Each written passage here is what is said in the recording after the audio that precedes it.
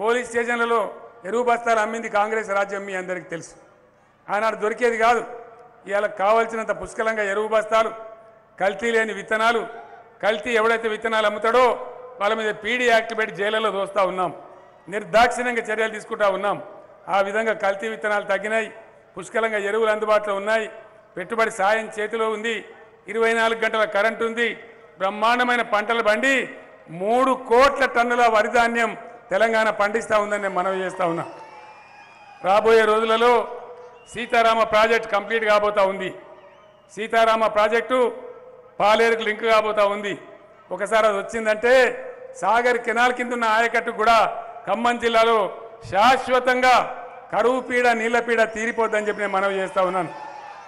పాలేరులో కరువు తొంగి చూడదు, బ్రహ్మాండంగా ముందుకు పోతుంది తప్ప వెనుకకు పోదని నేను మనవి చేస్తూ ఉన్నా. పార్టీల వైఖరులు చూడాలి. ఏం మాట్లాడుతున్నారు కాంగ్రెస్ నాయకులు? మాజీ పిసిసి అధ్యక్షుడు ఉత్తమ్ కుమార్ రెడ్డి గారి ఉవాచ ఏం చెప్తాడు ఆయన? రైతు బంధు దుబారానట, రైతు బంధు వేస్ట్ అట, విలువైన ప్రజల పన్నులు కేసీఆర్ చెడగొడుతుండట. రైతు బంధు దుబారానా, రైతు బంధు ఉండాలన్నా? ఉండాలంటే వాళ్ళందరూ ఒకసారి చేతులు లేవట్టుర్రి. ఉండాలి కదా. ఇంకో నాయకుడు ప్రస్తుత పిసిసి అధ్యక్షుడు కరెంట్ 24 గంటలు ఇచ్చి కేసీఆర్ దుబారా చేస్తాడు, వేస్ట్ చేస్తాడు, 3 గంటలు కరెంట్ ఇస్తే చాలు అంటారు. 3 గంటల కరెంటు సరిపోతుందా? ఎన్ని గంటలు ఉండాలి? వినబడతలేదు. 24 గంటలు ఉండన్నా? 24 గంటలు ఉండాలంటే చేతులు లేవటాలి ఒకసారి దయచేసి. నేను ఎక్కడ అడిగినా తెలంగాణ 4 మూలలలో ఇదే విధంగా ప్రజలు చెప్తా ఉన్నారు.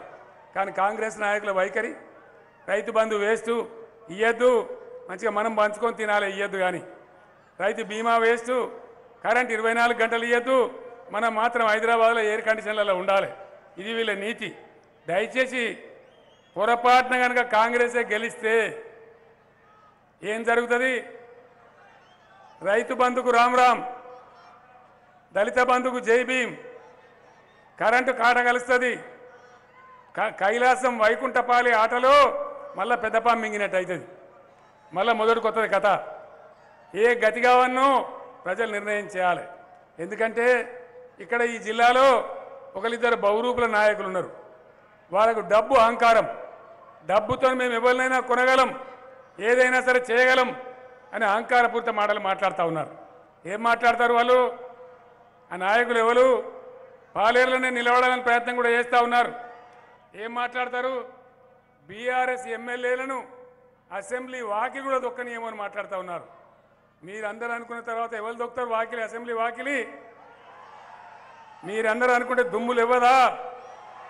నోట్ల కట్టలు, డబ్బుల కట్టల అహంకారంతో 4 పైరవీలు, 4 కాంట్రాక్టులు చేసి సంపాదించుకొని ఆ డబ్బు మదంతో ప్రజల్నే కొంటాం, ప్రజాస్వామ్యాన్నే కొంటామనే అహంకారపూరిత మాటలు మాట్లాడుతూ ఉన్నారు.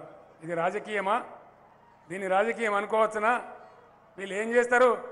ఇలా కోట్ల కోట్ల ఖర్చు పెట్టి మీ ఓట్లు తీసుకొని మిమ్మల్ని ఏమారిస్తే అదే చెయ్యి పెట్టి మీ కడుపులో పేగులు లాగుతారంటే మనవి చేస్తూ ఉన్నాం.